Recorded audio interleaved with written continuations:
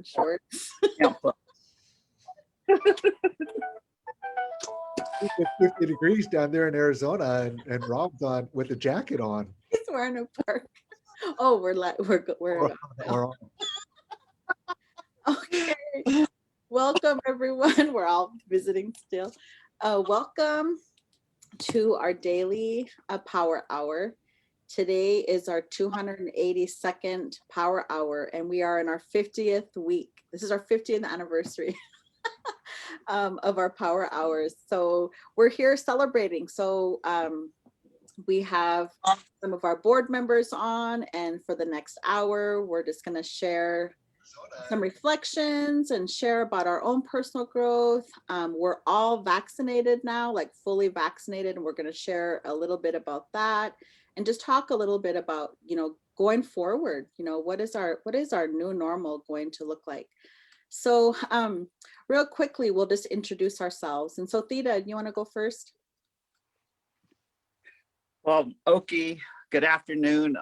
My English name's Theta Newbreast, and Nistu Nidaniko Mokoyo Sokoyi. It's a name, my second Blackfoot name I've had for 3.5 years. And I'm excited. I guess that's enough. Okay, great. Thanks. Jean? yeah, it's good to be here. My name is Jim Tagaban. My Slinkit name is Gayal. I'm of the Duck Danton Raven Freshwater Sucker Clan from Hoona, Alaska, child of a Wishkatan Eagle Shark Clan. And right now I'm talking to you from the land or the territory of the Coast Salish people on the lands of the Puyallups and the shadows of Mount Tahoma in Ruston, Washington. Good to be here. Nice. Thanks, Jean. Rob? Stango, Halito. Good afternoon, everyone. Almost forgot what time of day it is. Robert Johnson, Joho Jifidos from the Muskogee Creek in the Choctaw. I am happy to be here, and I'm coming to you from Mesa, Arizona, the traditional homelands of the Acamil Altum. Awesome. Thank you, Rob. And I am Jolene Joseph. I am Aani from Fort Belknap, Montana, residing here in Oregon between 3 big river systems. I'm home to many tribal people that traveled up and down the rivers. I'm wearing my I Am Worthy shirt, so I'm not sure how it shows up on your end, but on my end, when I look in a mirror or when I look on the Zoom, I can read it says I am worthy. And then, but when other people look at it, it's backwards, right? Until you look in a mirror. So this is one of our products actually that we have on our website, and the sales help to fund our Native Wellness Power Hours, because of course, this is our contribution to the pandemic, is offering them for free. So we're coming up on a year in this pandemic. And I just remember clearly, we traveled on March 9th to Miccosukee territory in Florida to do a training. We had like 60 people coming from all over Indian country. And we did our first day, we were already practicing good, public health measures. We brought in extra tables. We were sitting far apart. We had hand sanitizer on the tables. We weren't doing activities where we were touching. And then by day 2, that night after day 1, everything started shutting down, and we were just like, oh, whoa.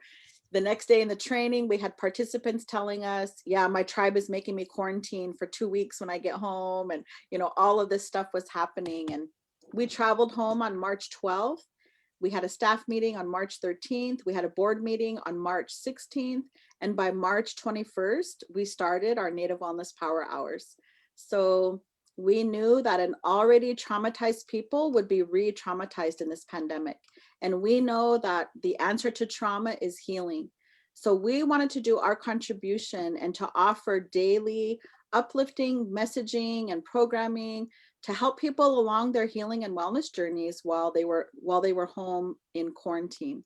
And so here we are, the 50th week, the 282nd power hour. And that doesn't even include, for the first couple of months, we were doing our late night power hours. So that's probably like another 8. So we're almost like at the 300th mark of our power hours.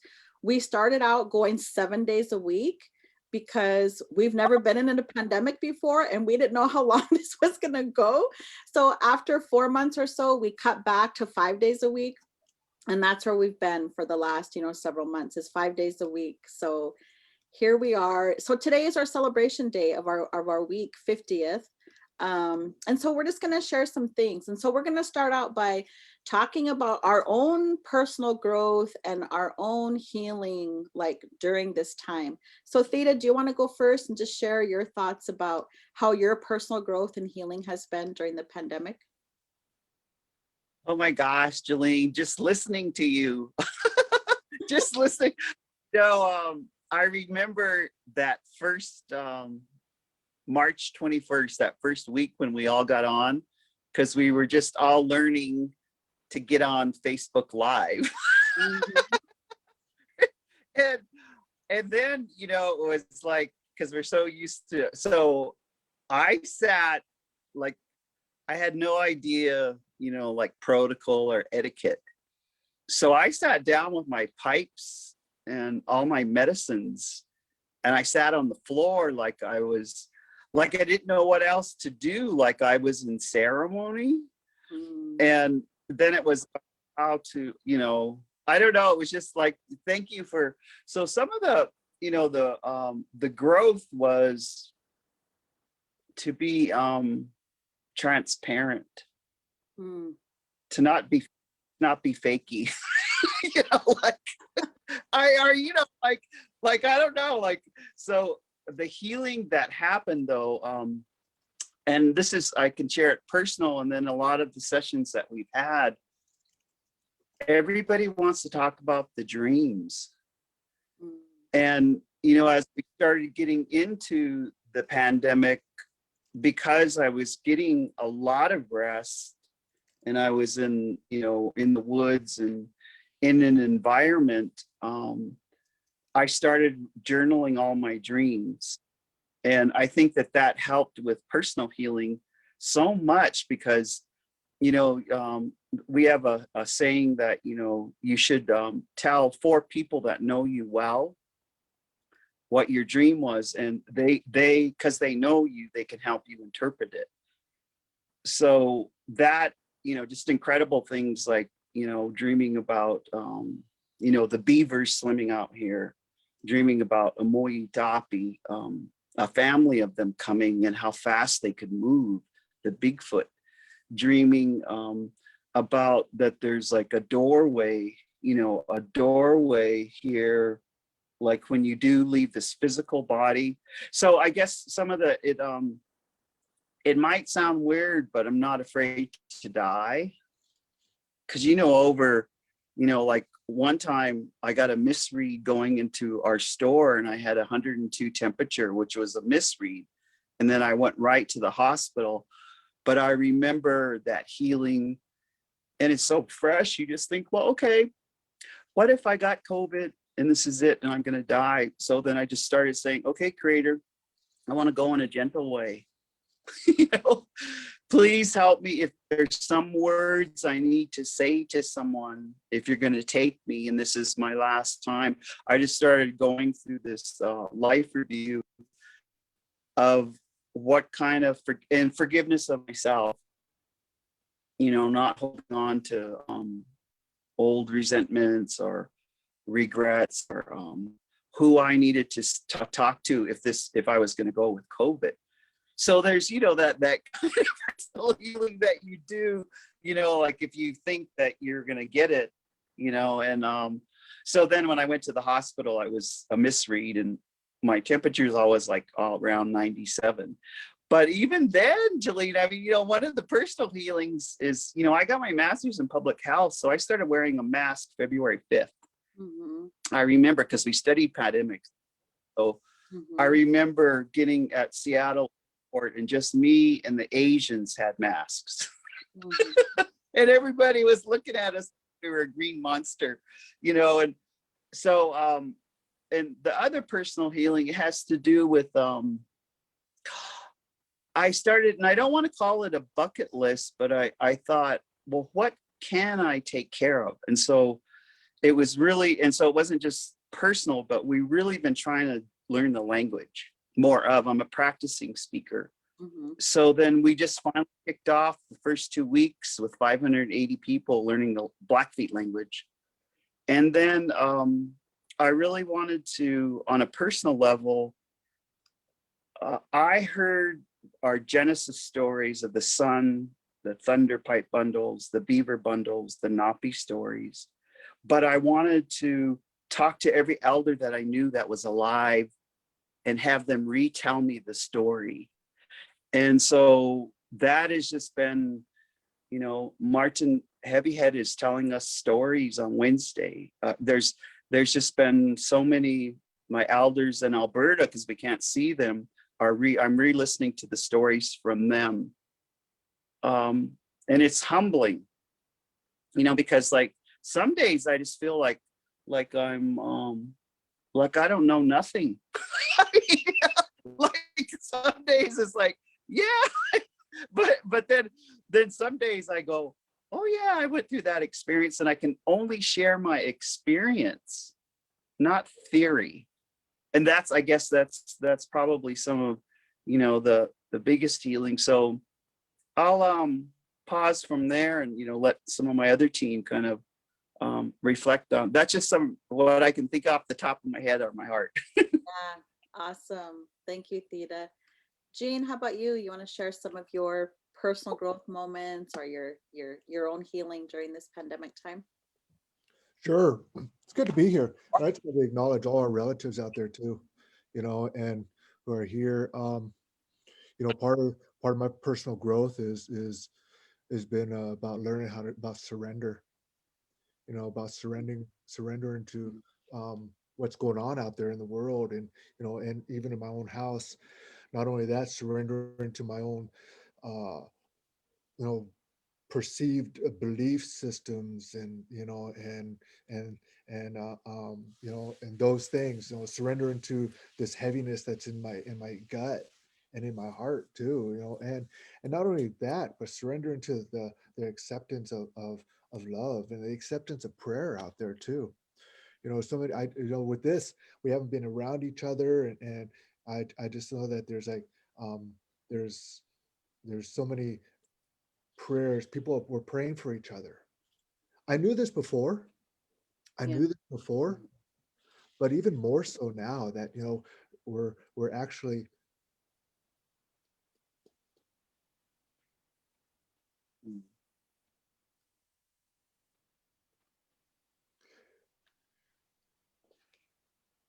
you know, I know people has got my back. Even here on this what we're doing here in this way here. I know people's got my back. Not just ancestors, man, but I know that people's out there. You guys got my back, you know, and during these struggles, you know, and I just want to let you know that we got your back too, and we're doing the best that we can. That's why we're here. That's why we're here, Mhm. you know, um, and so there's a lot of that surrendering, that um, you know, that connection to spirit, even more so. Mhm. Yeah, and I can't help but think about that. You know, I just want to acknowledge. I mean, man, we've lost like over 500,000 people in this country, in this land here, man, and so many of our own and our own peoples. You know, and you know, when you talk about, like my sister Theta was talking about, you know, about, well, about life and death. You know, can't help but think about it. At least for myself, you know, there's that surrender of that, and you know, when you talk about that, and death and spirit, you know, it's spirit. So not only that, surrendering to my own, even a deeper connection to that spirit, you know, for myself, and and so there's so much of that too going on for myself, you know. And one thing I did, I was outside a lot, because I'm right next to this here, the second largest city park in this country, next to Central Park, you Hmm. know, and so I'm like, it's old growth in there and everything. So it just got closed down. And so I was riding my bike through there, hiking through there. And what I saw was that with the lack of people going through there, how quickly nature can recover and heal. Mm.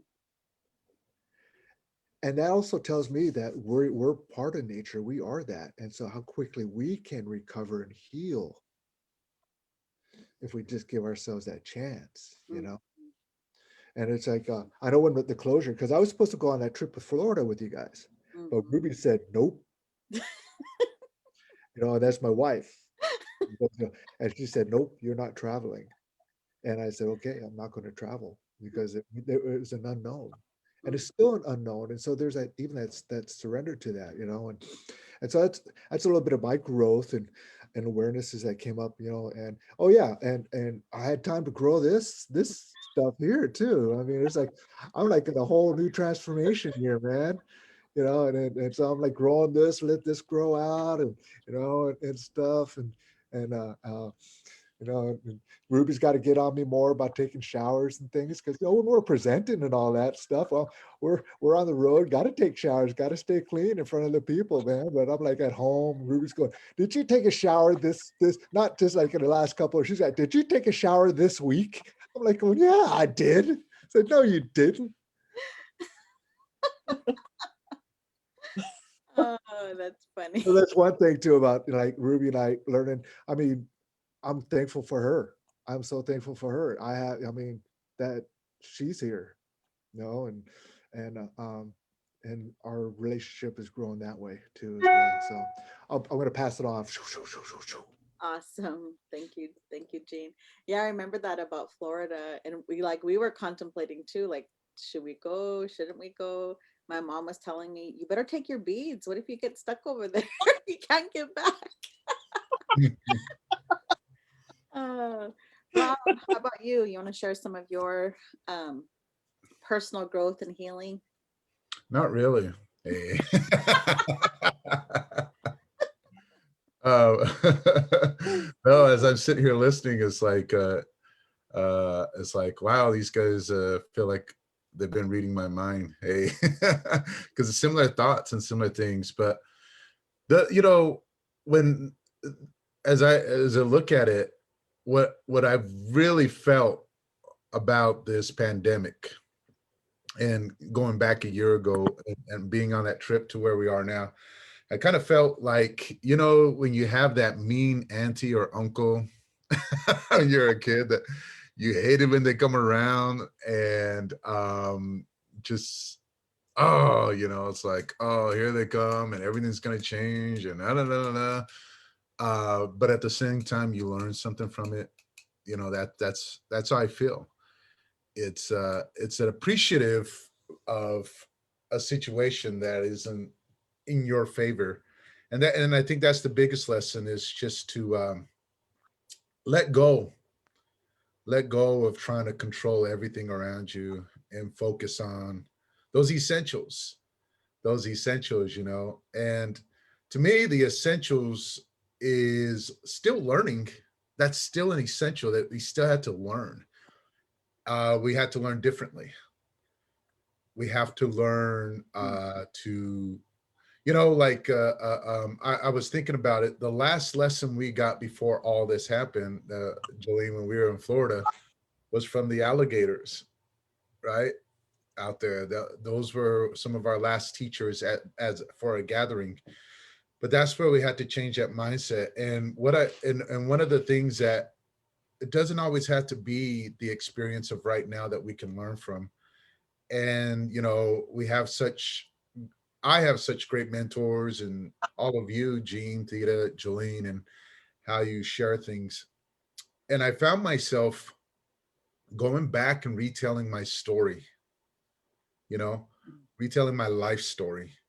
And what I mean retelling is just changing words, right? Just changing perceptions because I got a different mind now, you know.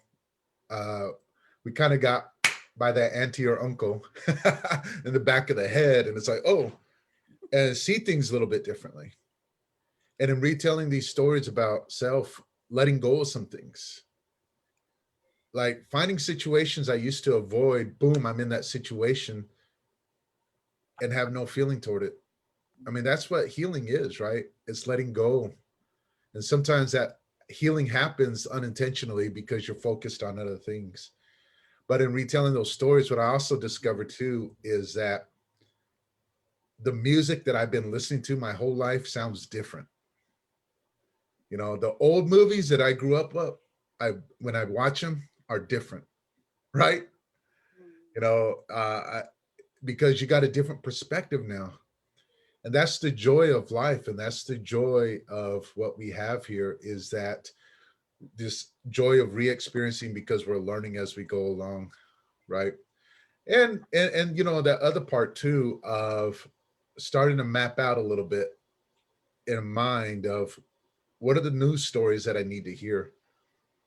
And for me, what it's coming down to is this: I've heard a lot of stories, and I've chosen to hear stories from our people, right, and other indigenous cultures. But I've been pushing myself away to learn stories of non-indigenous cultures and stories of other civilizations.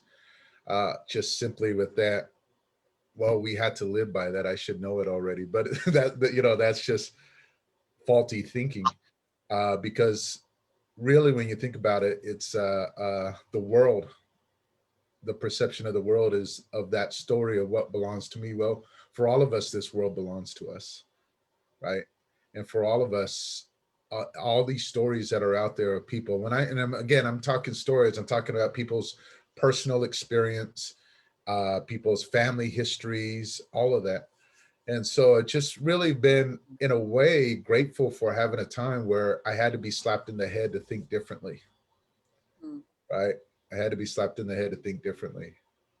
And because when you get slapped in the head, it makes you look around to see where did that come from, right? Whereas when you don't get slapped, you just focused on what you're doing at the time. So that was the whole analogy about the mean auntie or uncle, because they'll be the ones, hey, look around. Awesome. I love that the pandemic is the mean auntie, our uncle, stopping us around. Oh, that's good. Um, when I've been doing a lot of reflection on the last year, and I remember flying back from, we finished our training, we zoomed to the airport, we you know, my background is public and community health as well, and so in February I started doing the same, like not shaking hands with people and not touching doorknobs and, you know, all of that kind of stuff. And then when it came time for the training, when we went, I was like putting Vicks in my nose and taking wipes and hand sanitizer, wiping everything down on the airplane, doing all that. And we were doing it on the way back. So now we're on the way back, and now it's like really getting real, you know. And the people sitting behind us had just got out of Europe. Like they were talking like, I got a call at 3 a.m. and my boss said I had to get on a flight at 6 a.m. and like try to pack all their belongings in an hour and make it to the airport before they shut down. And so just hearing all this stuff on the airplane was like, whoa, like this is getting real. And then we had a layover in San Francisco, and like I didn't want to walk around or do anything or go anywhere. Thankfully, it was just a short layover. And then we got home, and then, you know, we were celebrating our 20th anniversary, that Native Wellness Institute, and we had like one of the most busiest schedules that we've ever had in 20 years. And one by one, cancel, cancel, cancel, cancel. And our whole calendar was just going empty. And I remember it was like for 5 seconds, I cried. I cried for like 5 seconds because the thought in my head was like, oh my gosh, like what's going to happen to the Native Wellness Institute? Like 80% of our work is out in the communities, right? So it was literally like 5 seconds I cried because I thought, oh my gosh, you know, what if this is the end of the Native Wellness Institute? And then I stopped my thoughts, like, okay, stop, like, don't even go there, right? So like, stop my tears, you know, put that over there, and then just concentrate on the moving forward piece. It's like, okay, like, we're these go-getters, we're these resilient people. Okay, more cancellations were coming in. March was now empty. April was now empty. May was now empty. June was now empty. So we're, you know, and then we sprung into action, and it's just like, here's what we do. This is what we do best. Is like, we know that healing is the answer to trauma. And so I had to bring that into my own life, right? And just really focus on the solutions. Like, we're very creative, solution oriented people, and we're going to get through this. So early on in the pandemic, my own personal growth came about where I finally found my groove. And it was just like, well, work wise, like, whatever I get done today, I get done today. Whatever I don't get done today, I don't get done today. And there's always tomorrow.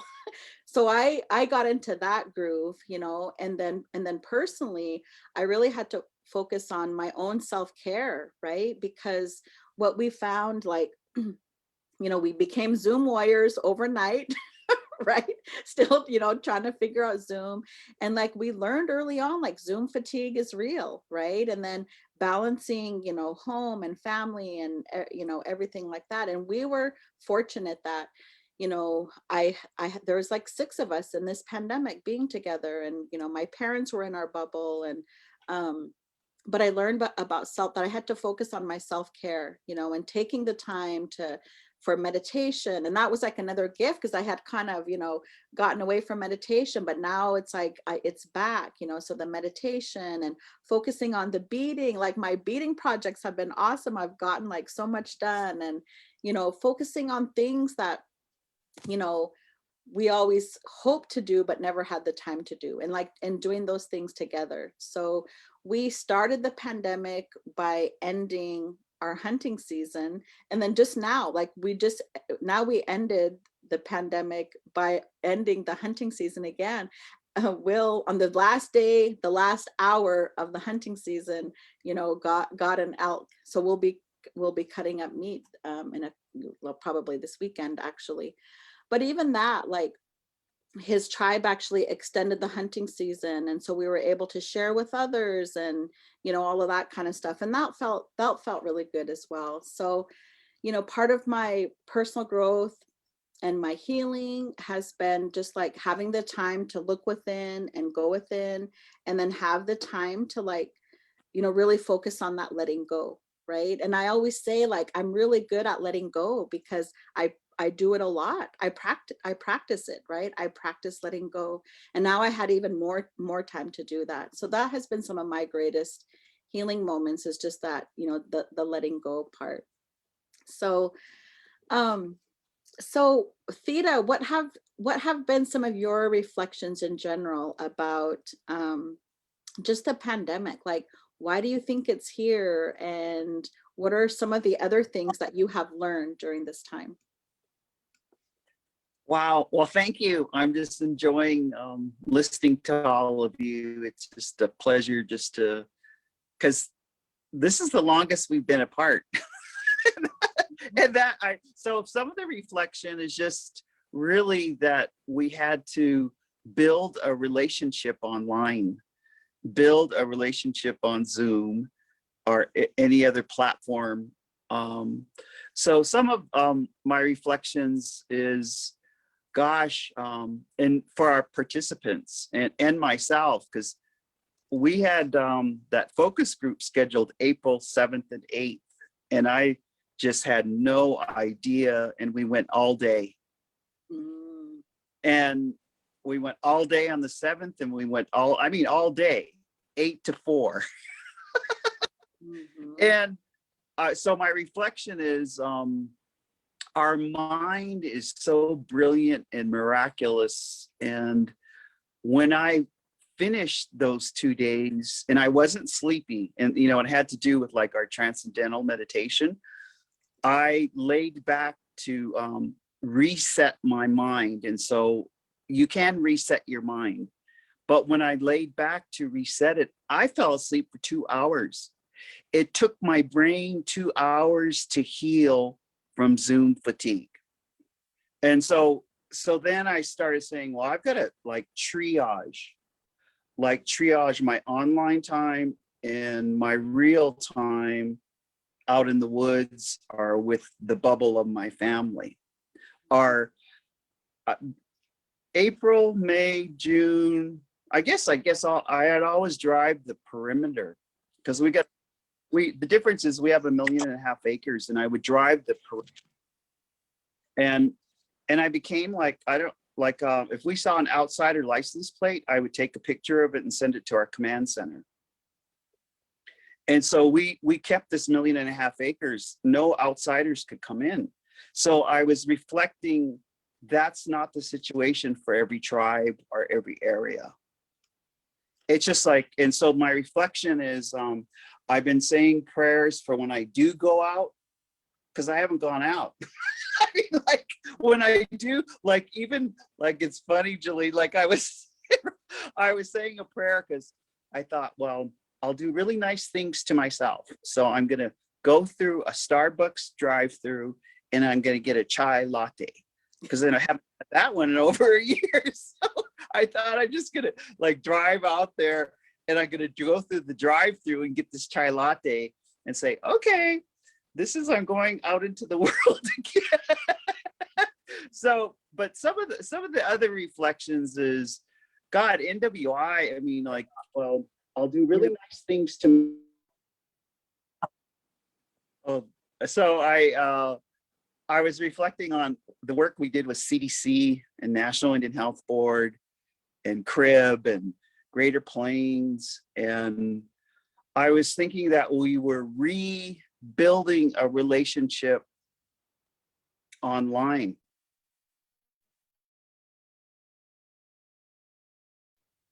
That takes more time.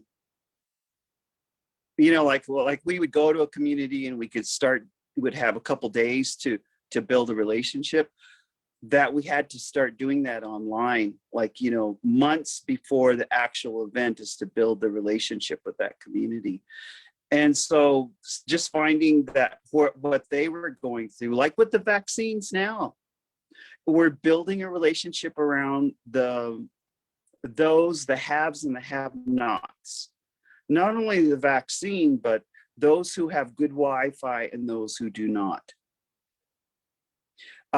Those who have an income and those who do not. Those who have access to their spiritual fulfillment, whatever ceremonies are, how they recreate their ceremonies. And so the reflection is that we have to help, not only as we're healing the healers, which is ourselves, because we can't give away what we don't have. And we can only take people as far as we've gone, that we have to really help this transformation for others, that everyone is transformed. And so I was thinking, so when I do go out, and, you know, thanks for, you know, even when Rob was saying, you know, and you were saying, and Jean was about spirit, is I'm going to meet a new person, even though I've known them for 30 years, they have transformed. And so I have to build a relationship with that new person or that new family or that new area. So I was also thinking, you know, that when I go out, I'll just, you know, I grew tobacco. I have 2 sets of tobacco that I'll take my tobacco and reintroduce myself as I go. You know, kind of like when you go over towards Flathead Lake, I'll reintroduce, hi, I'm new, you're new, here's some tobacco. Can we start a relationship? You know, kind of like that. And so that that's why I think it is exciting, because we're starting all brand new relationships. And even, you know, I've been praying to the vaccine, you know, the medicine, it's a medicine.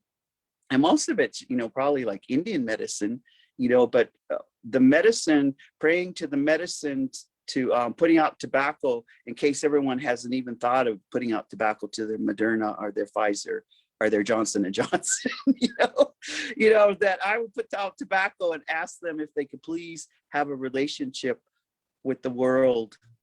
You know, please help us have a relationship with you so that things could come back to harmony. the other reflection is, I think, boy, this redefining, because they've been in a courtship, we've had to redefine intimacy not by touch. And that's real intimacy, is courting online, courting on FaceTime, having date night on FaceTime. Having disputes, and then coming, all to do it on FaceTime. And I was just thinking the other night, I was just saying, wow, we've had to reorient how our communication is, and if it's a FaceTime communication as opposed to not being in person. And then the in-person ones I've just really cherished. My bubble wasn't big, but I cherished the in-person ones.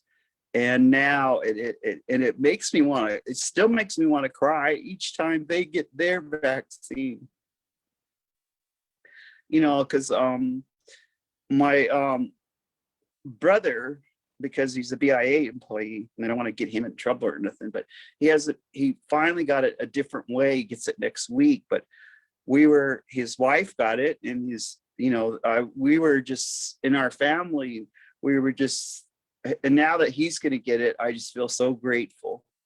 But I have some friends right now who haven't had the vaccine, and they're desperately wishing and begging and trying to figure it out and trying to, and they just want to live.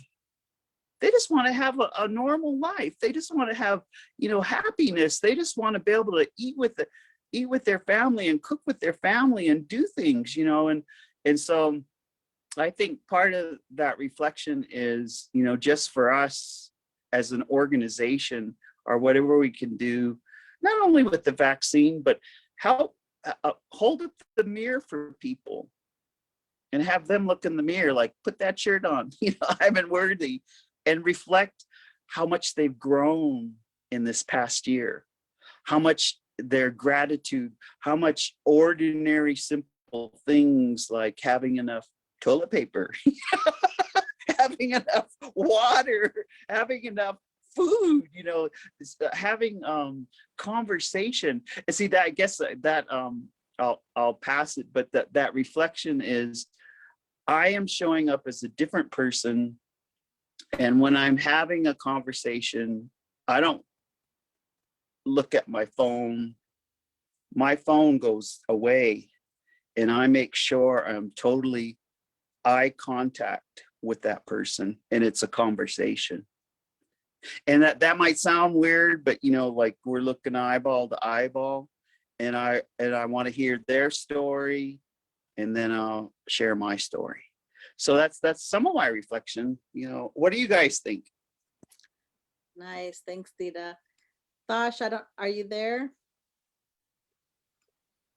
Oh, there you are. Welcome, and thanks for joining us. Do you want to share a few reflections or anything about your personal growth during this time of the pandemic, Thosh?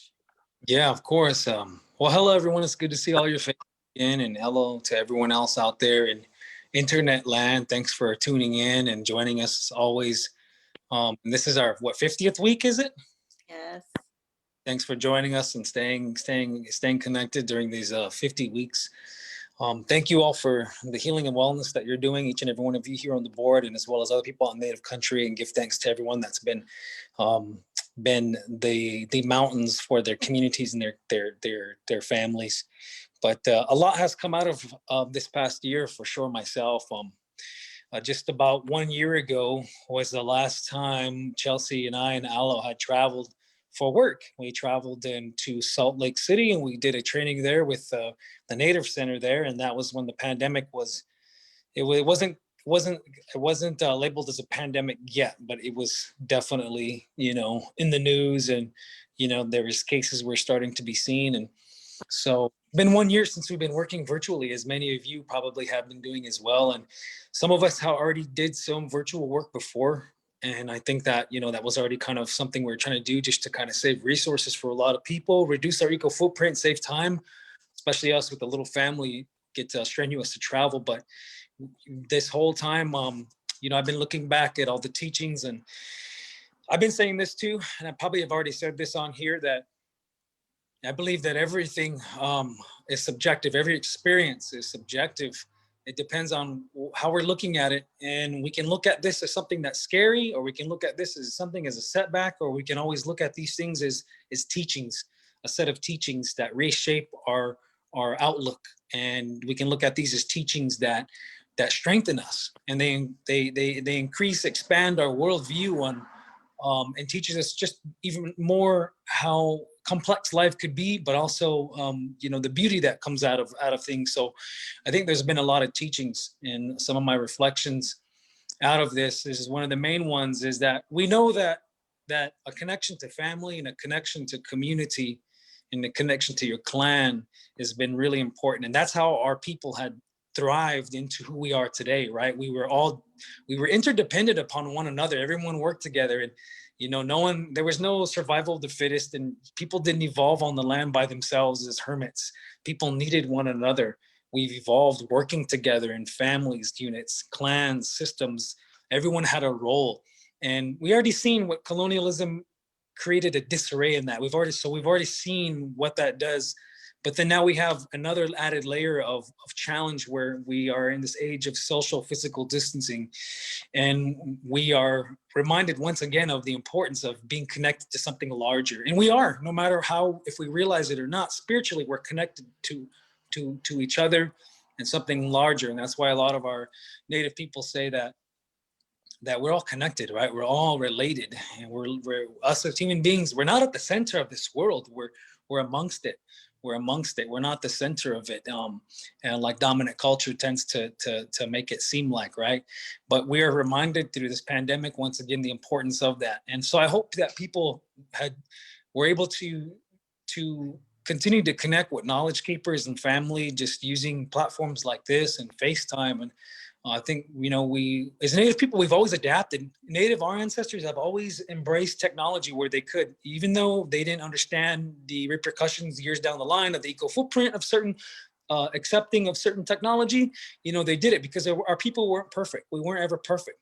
And now that's what we are continuing to do that now. We're continuing to use this web, the spider web that encompasses the whole world, to connect like that. And so I think that's one of my big teachings, again, for me, is the realization of just how important it is for our children to be in the presence of their grandparents, of other children their age, for socialization, to learn, for development, to learn to grow and to play.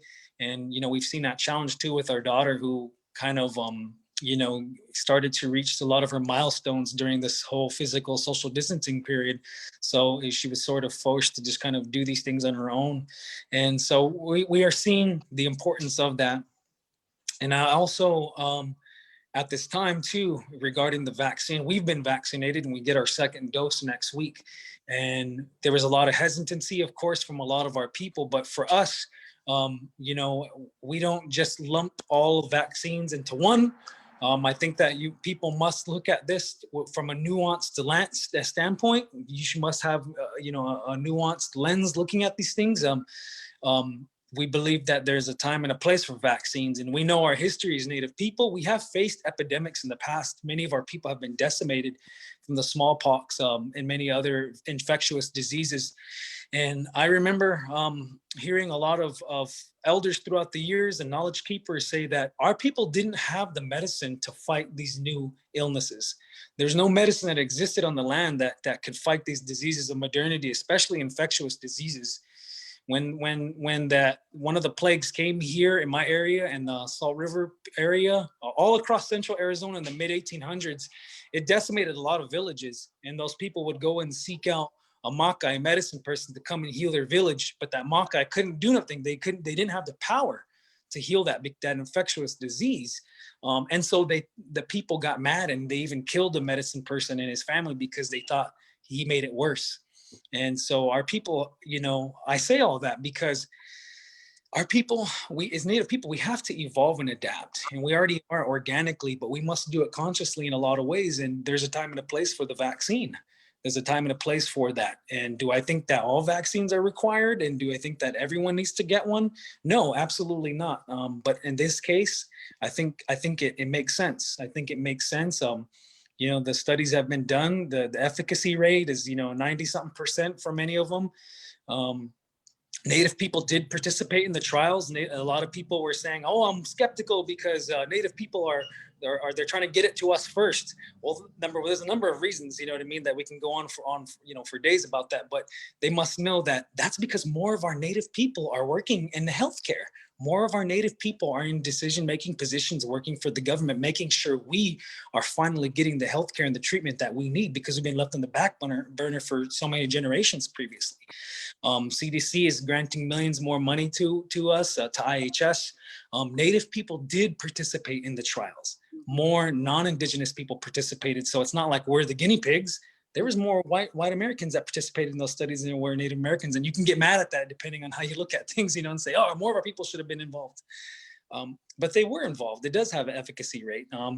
You know, and it's a unique vaccine in that it doesn't have components of the actual virus. It's made up of the mRNA strands, which I know I don't completely understand all that, but what I did read upon that, it is much different. And I think I want to encourage our people to do your research. Don't just listen to what some conspiracy theorist says. Oh, they want to kill us all, Native Americans, or they want us dead, or, you know, pharmaceutical companies just want to make money. And, you know, you need to look at the facts first before you just listen to somebody spewing out whatever information. You need to do the research yourself. All that information is available on Pfizer's website, you know, on the CDC. So, you know, do I think that the pharmaceutical industry has, you know, capitalized and taken advantage? Absolutely. Look at the opioid epidemic. There's evidence of that. But again, you know, these are all require a nuanced look at where these are applicable. And so I think that as Native people, we need to adapt, and we need to continue to evolve, because we're stuck. Colonialism has came in and made our people stuck on a certain timeline to think that we only so-called be a traditional person if you do this and this and this.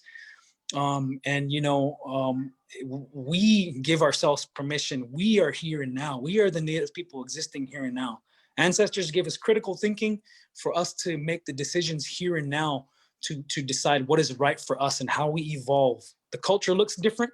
The teachings and the values stay the same. We must evolve. We don't just stay stagnant and stuck in a certain 1800 era, say, we don't do that. I don't do that. I don't do those ways. Those are not my ways, you know? And everyone says that while they're talking English and using the internet and driving around in cars. I mean, so you pick and choose, I guess, if you want.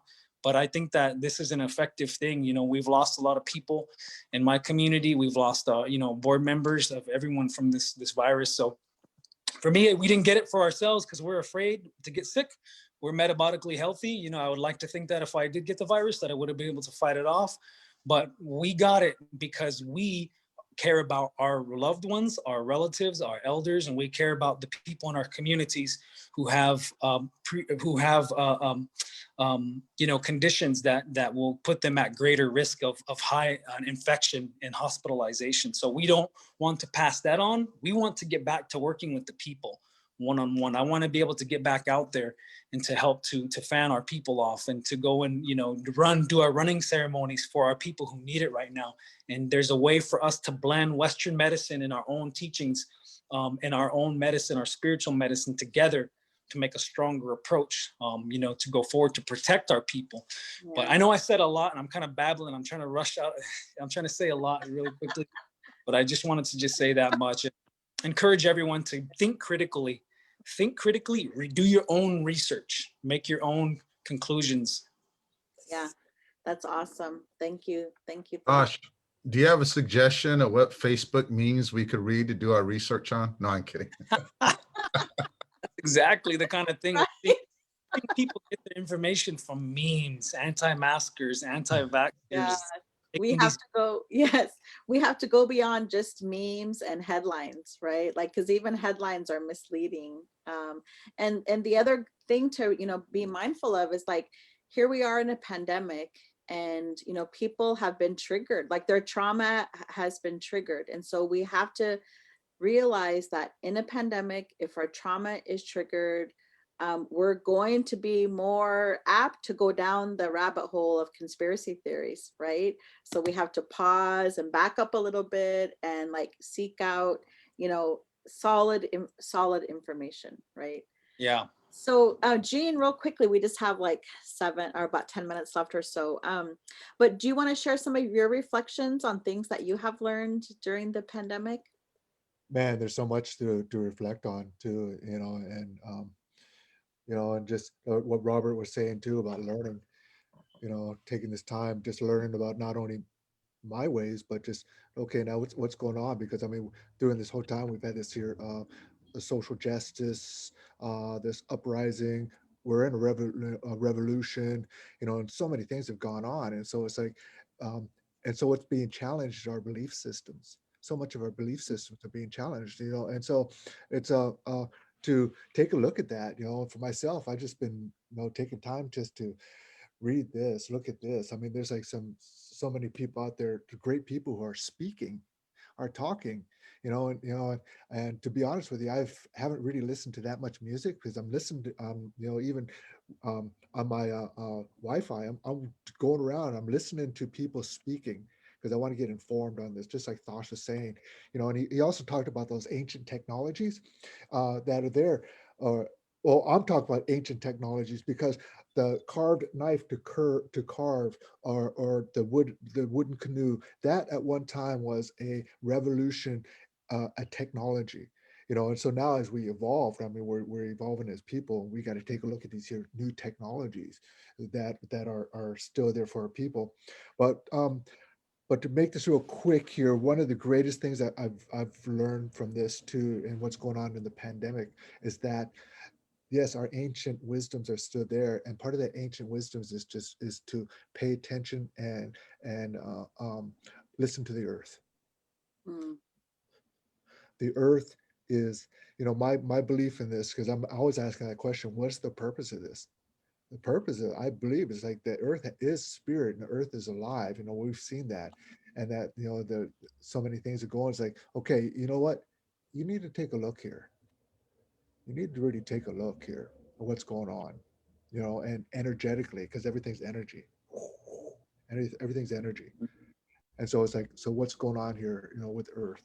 And in order to really take a look, we have to like just break down some of our belief systems, so many of those limiting beliefs, and open our minds and really like do some thinking, use our minds to think. Because when we're thinking, that's energy moving. mhm, When our belief system, sometimes we get stuck in a belief that's stagnant energy. mhm. So even just with our energy, our thinking, our energy is moving and we're growing. And so I'll leave it at that. I mean, there's so much. I mean, we can go on for each one of us for like so long. So I'll pass it on. The 5-hour power hour. Rob, how about you? Well, I just wanted to share something as Gene was here talking. I just got a text from Dr. Agus saying that they're gonna the CDC guideline they're gonna give out today, that if you've been fully vaccinated, you can be in a room with someone else who is fully vaccinated without your mask. You still have to wear your mask outside, but we're getting closer to what those things we're hoping for, of just visiting our elders and visiting our families, that we can have those get-togethers if everyone's fully vaccinated, meaning that we're going to be protected. But rather than that, because we've had a lot of reflection, I just want to throw a question out, since we are celebrating our power hours. What are the power hours that stand out in your minds? What were some ones that you just really thoroughly enjoyed, or just really, or some of those that you have? I'll share one of my favorite. Lavana does some powerful ones, and because she brings her family on to do their healing on our power hours, and there's been a couple, when she brought her daughter on to do her coming of age ceremony, that was really amazing. And then when she had on her sister Debbie and her husband Wade, that was really powerful. Healing from sexual abuse. Those are two that really stood in my mind, of just so thankful that for all of them to just be able to expose themselves and be a force of teaching and healing for all of us. But what are some of yours? You know, I was thinking about that, and I was thinking about more the equinox and the solstice. And all of the power hours I see are people talk about the ceremonies in between, but you know, and since March 20th is coming up, is, you know, really look at, it's that energy time, and that is ancient knowledge. That is ancient knowledge of what, taking care of ourselves, taking care of the medicine, saying the prayers, doing the rites of passage, getting, you know, we might have to rename everybody. They might have to get a new name as a ritual.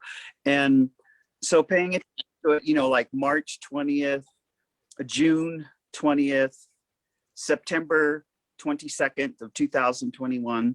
And then, so in the power hours, when that came up, there was some kind of magic Indian medicine, magic energy, where our power hours, you know, like when, I don't know, 7,000 people get on and want to talk about, you know, the winter solstice, you know, or, you know, this evolution of time, because anyway, that's just a thought. Let's pay attention to that. And I have to go because Seattle Indian Health Board starts in 2 minutes. Okay. See, I love you. Okay, love you. We'll see you soon. Right there. I have so many favorites. Like I can't even pick one, because you know, when we talk about our own personal growth and our own healing and our own reflections, like I have listened, if this is our 100 and, or no, is it our 282nd power hour today, I have probably watched 278 of them.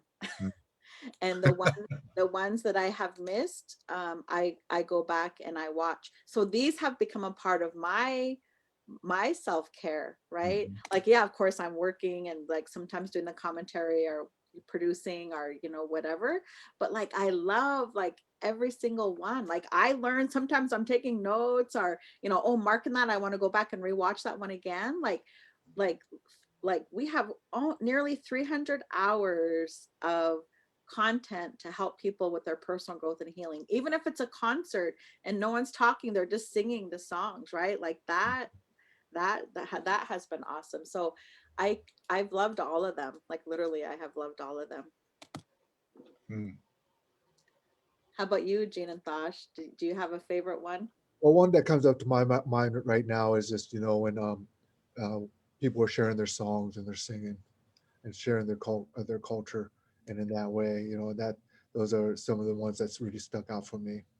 Mm-hmm. Mm-hmm. And somebody. Yeah, I've always liked all the singing too. And there was one that I thought that was really nice that John Spence did, and he had his chart, you know, and it was cool. You just having sitting there watching him, you know, on this chart and doing it old school, and that's you know, for him speaking from his experience too was really cool. So me and Chelsea have had so much fun too, doing a lot of them over the year, and we always appreciate the engagement with people, and you know, when we're talking about, you know, relationship to food and things like that and movement. Mm-hmm. Nice. Well, I got to tell you, with some of the ones that I've enjoyed doing were the last minute ones of just being, you calling us up, we need somebody to step in and do a power hour. Yes. You know, Like 10 minutes before, so can't get on. Can you do it? Well, let me put a shirt on. right? Let me comb my hair. Yeah, that's funny. But I think that again, it goes to like who we are. I like when I talk to people, so many people are blown away that this is our 50th week, you know, that we've done nearly 300 of them. And, you know, it's pretty amazing. And someone is asking, what is a power hour? So this is a power hour. Like it's just every day at noon Pacific time. We come on for 1 hour and we have panels and workshops and cooking demonstrations and music concerts and just all kinds of stuff. And this is our response to the pandemic. It's our contribution to the pandemic, right? Knowing that an already traumatized people would be re-traumatized. And we wanted to do our part because we know that healing is the answer to trauma. So we know that a trauma response, we need consistency, we need predictability, we need frequency. So every day for 1 hour, sometimes a little bit less, a few more minutes, we come on and do different topics. And so all of the power hours are saved on our YouTube channel. They're saved on our Facebook page as well. You can scroll down, or you can go to YouTube, type in Native Wellness Institute, and all of them are saved on there. So if you're running out of things to binge on Netflix, you can binge on the Native Wellness Institute. And there's topics on everything, healing through sexual abuse, healthy cooking demonstrations, stretching, dance, men's wellness, women's wellness, parenting, relationships, like tons and tons of topics. So, thank you. It's already 4 minutes after. One of the things we're grateful to the Noise Foundation. They have helped support this. They said, here's some funding. Your community's best, what needs to be done, like do it. It was just like this awesome funding. So we want to thank the Noise Foundation for their continued support. They funded us last year, they funded us this year again, and we're grateful. We want to plug our t-shirts, remember, because the sales from our t-shirts help to go. Gene's wearing his Shift Happens. We have tons of t-shirts. Shift Happens, healing is a verb, healing people heal people, Grandma Up. They sponsored a few too, right?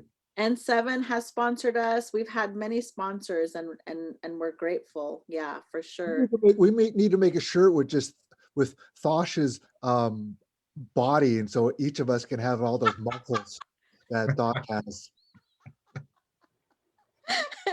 And then another t-shirt with a little gray goatee at the top for Gene. Oh my gosh. Yeah, so you can go to nativewellness.com to purchase our shirts. I'm wearing the I Am Worthy one. It's a nice crew neck sweater. We hope that you continue to tune in and share. We have university classes that are using our power hours in their classes. So it's just awesome. We just love it, the way people are using the power hours. This is why we're here, right? Is to help our people to heal and to help give tools for your well-being. That's really what the power hours are all about. We're grateful for everyone tuning in. So it's Friday, we have a weekend break, and we'll start week 51 on Monday. Week 51 of our power hours on Monday. We're coming up into a year. The Native Wellness Institute staff and board and some of our volunteers are all vaccinated. We're doing our part, right? Again, to be solution oriented and moving forward. For now, all of our events will remain online, our training events, because we know that everyone is not vaccinated yet. We know that our communities are still vulnerable. We certainly don't want to contribute to the virus passing along to any vulnerable people. So we're staying online. And then we're just watching to see how things are going to roll out. So we'll keep everybody posted on how things move forward. So thank you, Jane. Thanks, Rob. Thanks, Thosh, for tuning in today. Thank you all for tuning in today. We hope you have a great weekend, and we hope to see you next week as well. Have a great day.